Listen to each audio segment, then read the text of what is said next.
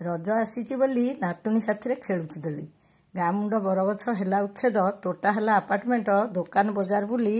रजवती माने खेलती दोली मु गाँ रे अच्छी बोली आंब गछरे दोलीटे लगेली नातुणी साथी टिके दोली खेलीदेली पान आउ पिठा थाली धरी दंडवत आउ करूनाहांती बाली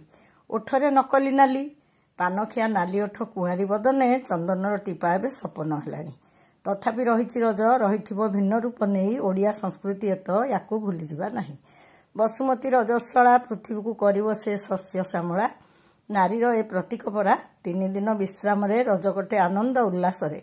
चतुर्थ दिन रे बसुमती स्नान परे शेष हुए रज पर्व एबे किंतु अनेक किछि स्मृति होई रहिबो तथापि आम ए रज पर्व रहिथिबो चिरदिन